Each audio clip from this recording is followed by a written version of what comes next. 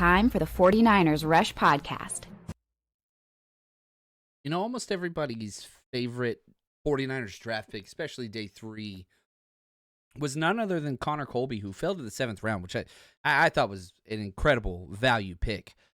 But I kind of want to come at it with like a Lee Corso, not so fast, my friends, because there is an undrafted free agent, priority free agent's better way to say it, Drew Moss, who he's going to be fighting for that last guard spot, which is available. And I'm just going to be honest with you, like Drew Moss, more athletic, more agile.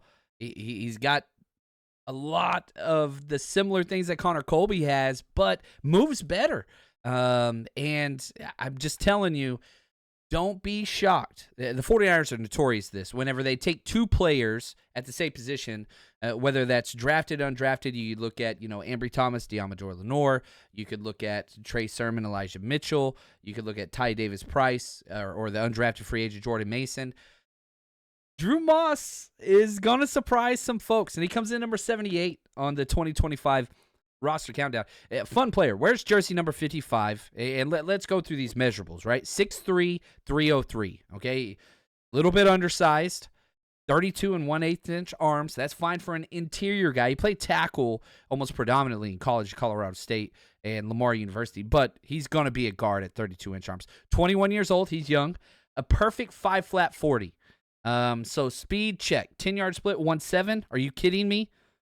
3-cone was 7.6, which is good, but when you're looking at guards for the 49ers, that 20-yard shuttle time, the short shuttle, 4.58. All right, what the hell does that mean? That's 92 percentile of NFL offensive linemen.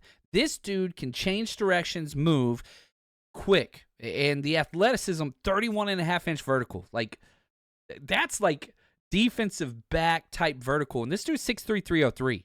20 bench press reps, entering his rookie season, only 21 years old. Young. This is a player, and initially reported, this is another thing that again, stock up Drew Moss. When they announced that he was signed as undrafted free agent, there was no ties to guaranteed monies given out from the 49ers. Well, now that we have the contract, he got $145,000 in guarantees. So fully guaranteed. That was not reported. So the 49ers are very, very, very high on Drew Moss. And if I'm going to be honest with you, I can guarantee you there were some discussions in that draft room, day 3, 7th round, Connor Colby, Drew Moss. Yeah, they like Connor Colby more, and he gets, the nod of approval. But who's going to pan out? Do not count out Drew Moss. Texas boy from Richardson, Texas, played at Richardson High School, the Purple Eagles. And, in high school, 3-year starter, offensive line team captain, all district. That's a tough district, by the way. So, he's played quality football from high school, period. A 3-year starter, that's huge. All district, at guard, tackle, 2-time academic all district, huge track and field guy. He was a thrower. Awesome. Well, he goes to Lamar University, then transfers to Colorado State. All Mountain West. All these different things. He stepped in and started every single game. Once he was there and got to Colorado State, it was like, okay, this guy belongs. Parents, Douglas and Regina Moss. He has 2 siblings. Both parents competed collegiately at Rice. Rice, smart school. Mom was a swimmer. Dad was a football player. So you've got the pedigree. You've got all those things. Signed as an undrafted free agent after the draft. 3-year, $2.9 million deal with $145,000 guarantee. I think that is very, very important. Now, you look at his college tape, 2,900 plus snaps. He's got the experience. Played right tackle and right guard, and he's going to be an interior offensive lineman with 32-inch arms. Now, you get to the point where, kind of like last season where you had 3 tackles get injured at the same time and you're moving guys around. Yeah, he could move out to tackle in a pinch if you had to, but this is a guard who could maybe play center. He's going to be a guard only the first year. You look at the PFF grades, good Lord. 90.5 overall grade, elite. 81.3 pass blocking, elite. 92.6 run blocking, elite. But here's the negative, 8 penalties. and not very disciplined with his hand usage, and he's small armed. And you go through the tape, and it shows. This is why he went undrafted. The athleticism is off the charts. His body is kind of maxed out. He is undersized. Like, he's fighting to stay at 300 pounds. I think probably 280 would be easier for him, but he's going to have to, get to that kind of 310 mark. But he's an undersized, athletic dude with short arms. That's the problem. And it shows on tape whenever he plays against these longer defensive linemen, whether at tackle or guard, you can constantly see the defensive lineman getting into his body. And so that's going to throw him off the board of half the teams. If you are a vertical gap-style offensive structure, like half the NFL, this dude's undraftable. You don't do it. But for the zone-blocking teams, like the 49ers, Chris Forster, Kyle Shanahan, he's a fit because athleticism trumps length and body style. It's so undersized, but, man, he is a nasty blocker. Team captain, 3-year starter. You love all those things. He only allowed 1 sack, 1 quarterback hit, and 7 hurries all of last year. That's pretty solid. And for somebody that's played right tackle and right guard, I think that's huge. So, my film write-up, exceptional agility. It jumps out on tape. The first play you watch him, you're just like, wow, that dude explodes off the ball consistently. Guard-only prospect, probably, maybe center, but that's long down the line. He's going to be guard-only for the 49ers, especially this year, probably 2 years. Nasty run blocker with some attitude, short arm, shows on tape, but the athleticism. He reaches. You'll see him at the guard spot, which I think is most important tape. You'll see him reach, shade defenders on the center. He moves well. He really, really does. So how does he make this roster? Guard's pretty stacked. And so, that's the problem. And the 49ers only draft guards. You drafted 0 tackles, 0 centers, 3 consecutive drafts. Keep drafting guards over and over and over again. Obviously, you hit with Dominique Pooney last year. But, you look at the depth chart. Okay, Dominic Pooney and Ben Barch are your starters.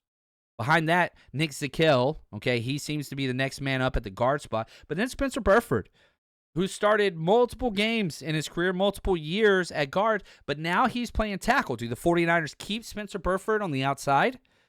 For Connor Colby and Drew Moss, that's a must. I don't see any way that Connor Colby or Drew Moss are going to pass Spencer Burford, who has 3 years starting experience at both guard spots and can play tackle. That can't happen. So for the Connor Colby, Drew Moss conversation to make the initial 53-man roster, it is paramount that Spencer Burford stays as a tackle-only prospect.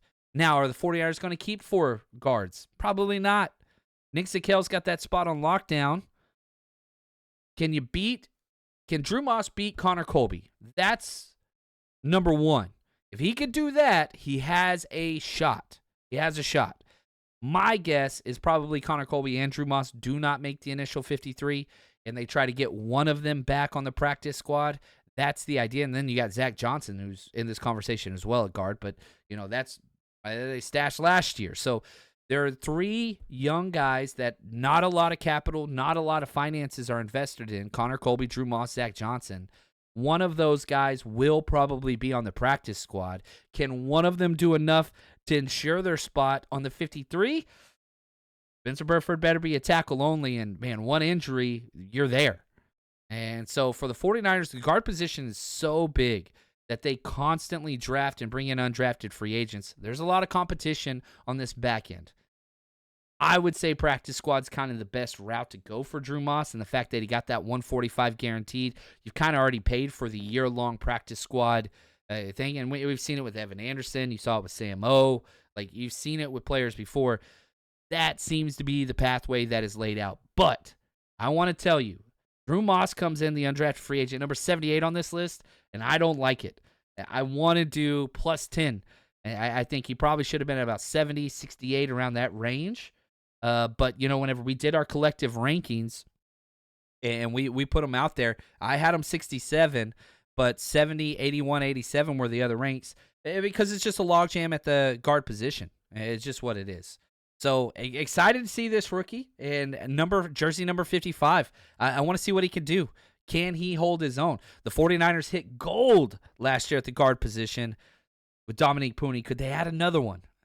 Drew Moss has the athletic ceiling that Chris Forster and Kyle Shanahan love. So excited to see what he could bring. Thank you, Ben, Zach, and Josh, the executive producers of this entire series. And for us and the 49ers Rush team, we're just going to keep counting them down.